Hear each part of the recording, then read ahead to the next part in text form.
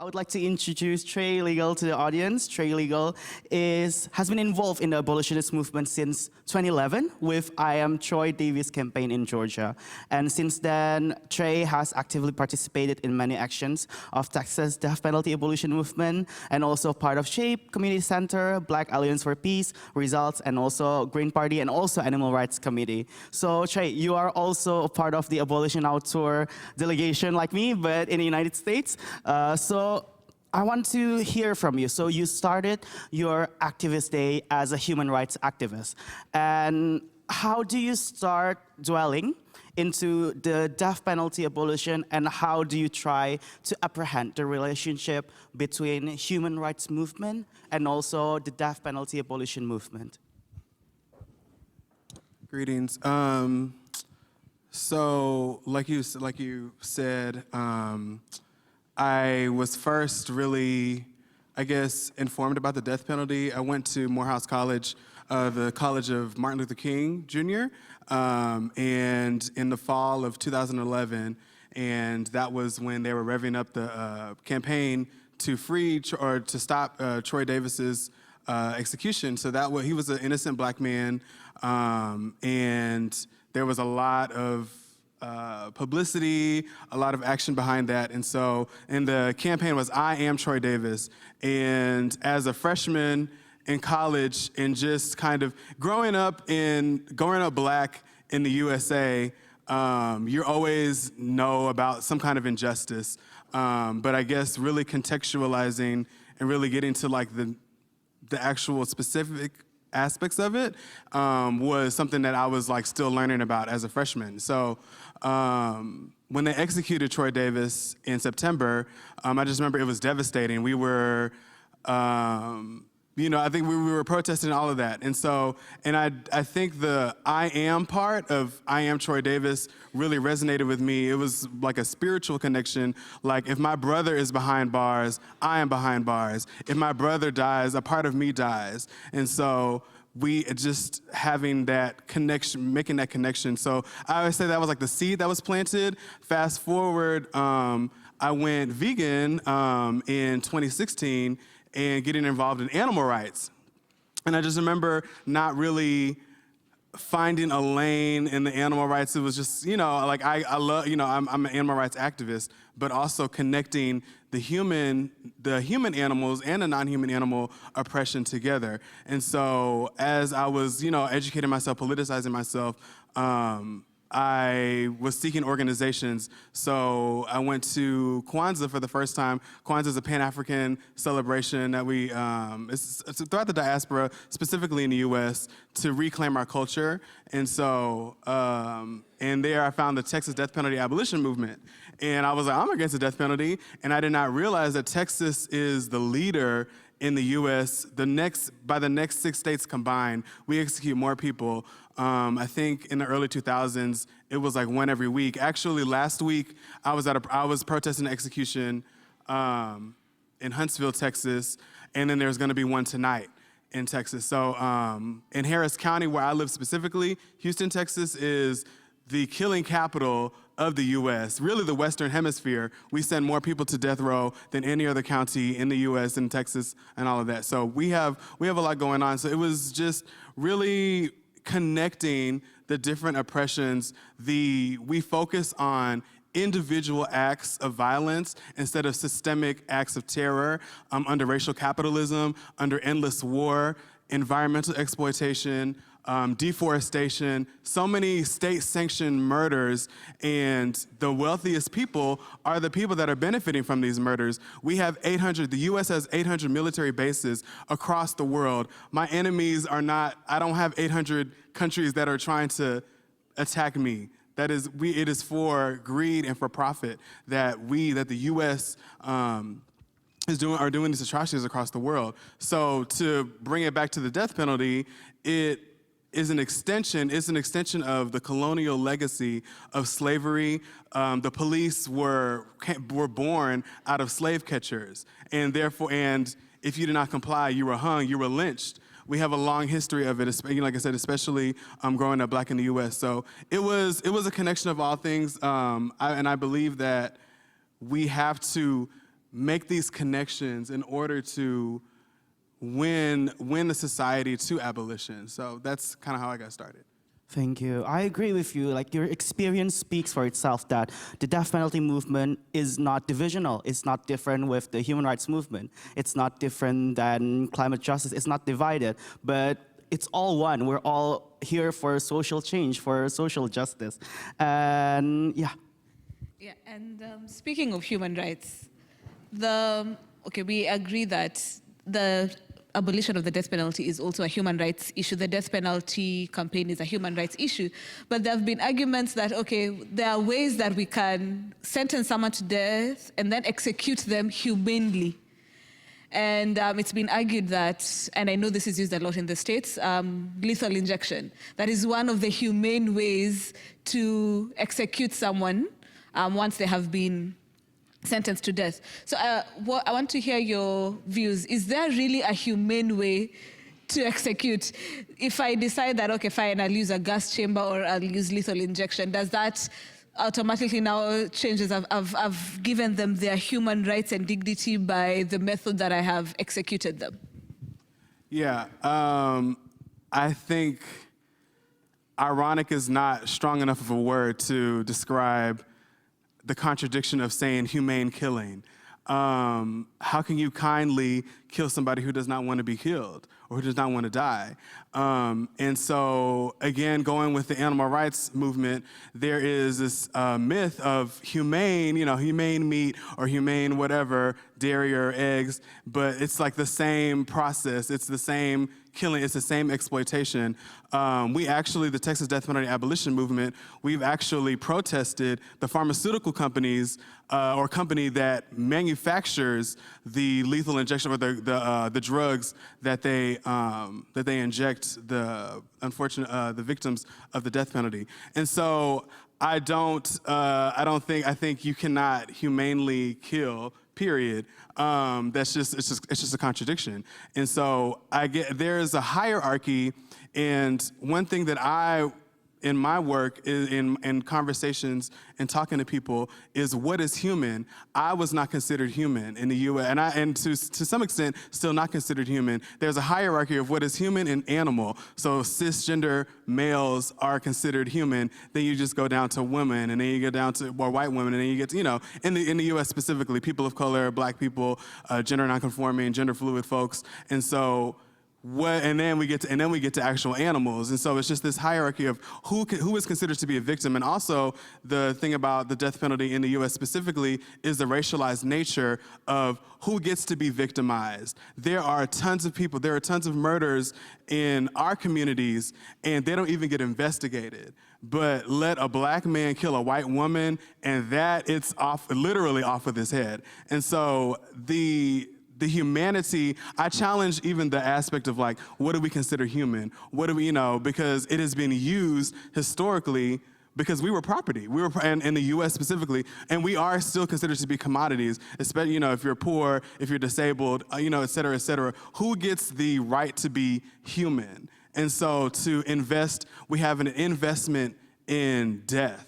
And I want us to get into an investment of life institutions instead of death industries. So, yes, thank you, Trey. And just as you're talking about it, though, one thing I find interesting is for them to administer the lethal injection, we have to involve doctors, because the doctor is the one who will know how to effectively administer the drug.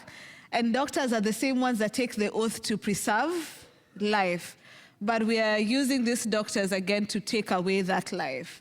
That is also another contradiction. So could you really kill someone humanely? And there's also a very big legacy of medical racism and exploitation, experimentation on black women specifically, pregnant women, and no anesthesia, like cutting open surgery, and they would use other enslaved women to hold them down while they enacted this violence. And this is a part of our history. This is a part of our legacy, and it's still happening. So it is, yes, the fact that the medical industry is also complicit in, the maintenance of the death penalty. So I'm glad you pointed that out. Thank you. Okay, thank you so much, Trey, for your experience and also your perspective. We would like to move to Alexious.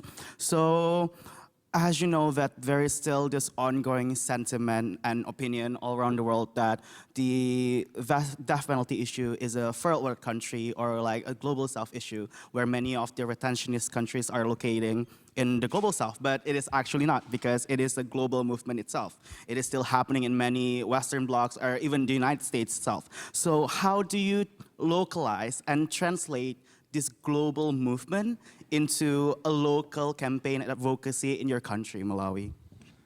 No, I think, first of all, the realization and also the sharing of the fact and the truth that life does not see boundary. The right to life is universal, and the need to protect it is important because the right to life is a mother of all rights. You can't enjoy any other right if you do not have life.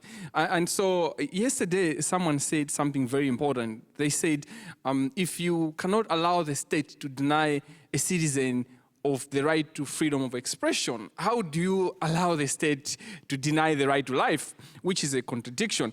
And the state killing is something that at a global level, we have to challenge it and realizing that no state sovereignty cannot be equal to killing your own citizens. In fact, it's a weakness to state. It's a challenge. It's a slap to the face of sovereignty because sovereignty is about protecting your territory, and you can't talk about territory without the people.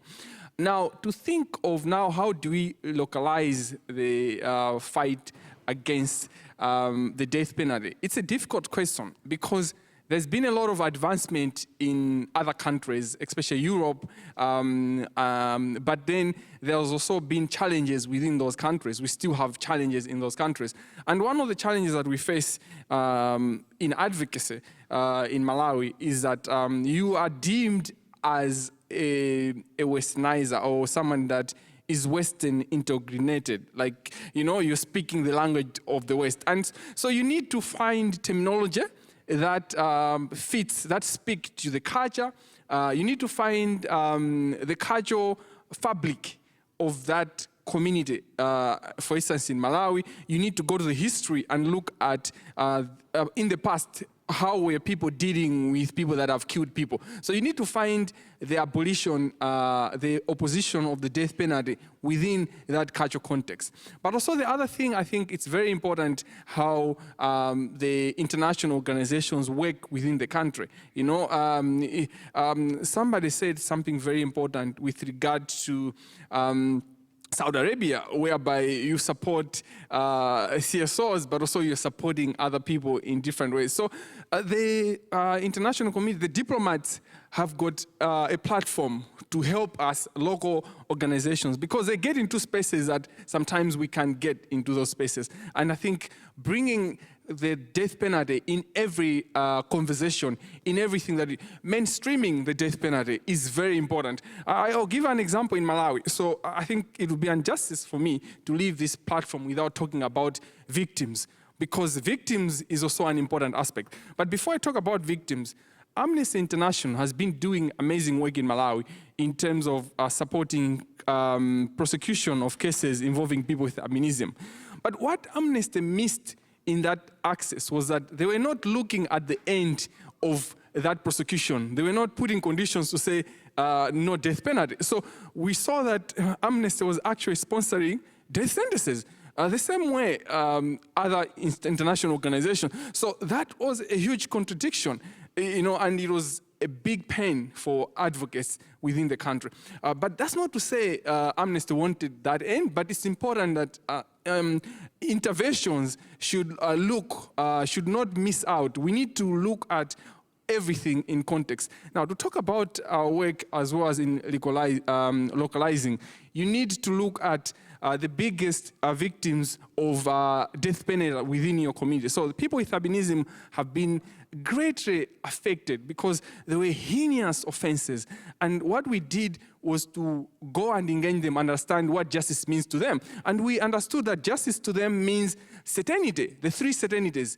They want to be sure that there will be certainty and arrest, once somebody has been found to have been killed, there will be a serenity of a trial, and then there'll be a serenity of a stiff punishment. Death penalty was not a requirement or demand on their part, and that helped us a lot. And I think working with all organizations, especially the victims, we can't leave out the victims out of the equation. Thank you for that question. Thank you. I agree with you on how there are so many talks on the high-level politics itself and how the government, but at last, it is like there are humans at stakes. There are individuals, there are people, there are friends, brothers, sisters like us who are actually sentenced to death, but they're also humans. So it's more about a humanity. It's more about humanitarian. And that leads on to my experience during my Abolition Now tour, that we want to try to humanize the profiles of these people who are death-made inroads, and they're facing this uncertainty.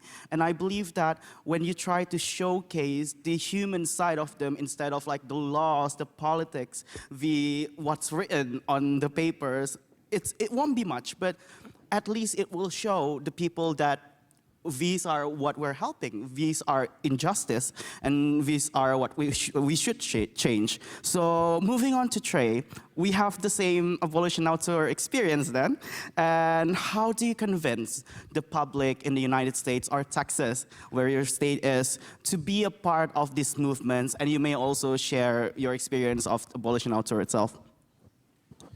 Yeah, it's difficult because people associate the death penalty with safety. And so we have to tackle that ideology. And so to realize that actually it doesn't keep us safe. It's not a deterrent. When it's anti-poor, it's racist, all of these different things.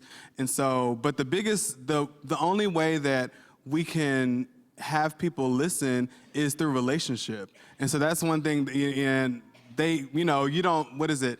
You don't know, it's something about, you have to know that somebody cares about you and it cares about your community. So us just swooping in and just being like, oh, the death penalty is wrong. And it's like, well, what about X, Y, and Z that's going on? And also realizing how it ties to their lives. We spend millions, each case of the death penalty in the US is millions of dollars spent. This is tax dollars, this is our money, and that could be used for so many different things, education, healthcare, food, access, but yet it's spent on death. And so just making those connections with folks, and also with making connections, going to the Abolition Now tour, I'm really, the biggest thing I'm excited about in being here, being present, is building an international network of solidarity.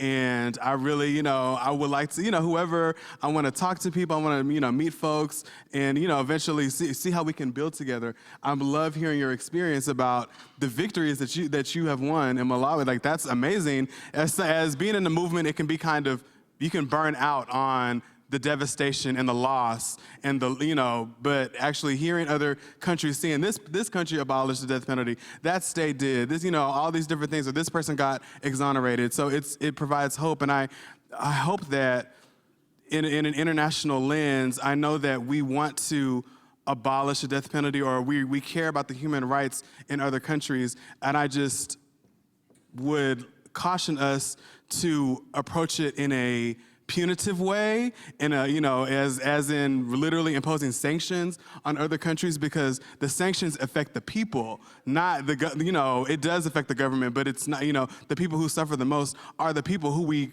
claim to care about. And so instead, I really admire Cuba for sending, Doctors Without Borders, actually sending aid. If you're concerned about what's going on in the country, let's try to hold each other and uplift each other instead of kind of contradictory or ironically trying to punish in order to stop you from punishing others. So I think that we just have to learn and love. And so I just really appreciate us all being in this space together and being open. So that's my experience. Thank you, Trey. Thank you, Alexious. And just to pick up from where Trey has finished, to end the session, the one thing that I have pick that I could summarize with is, as we are part of this movement, as we've realized that death penalty issues are human rights issues, the one thing that we need to keep in mind is that we are all seeking justice, not revenge.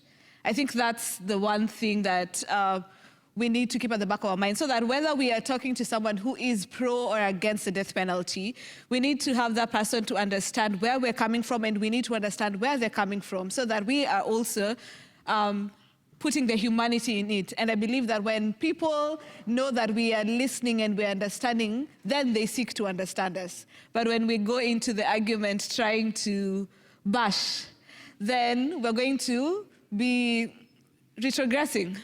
It will not help the movement. So as we go forth, let's remember that we are seeking justice for both the victims and the society at large. We want to get to a win-win situation. So what is that win-win situation? Thank you, gentlemen, for your contributions. Thank you so much, Alexious and Trey. You may be back to your seat. Thank you so much.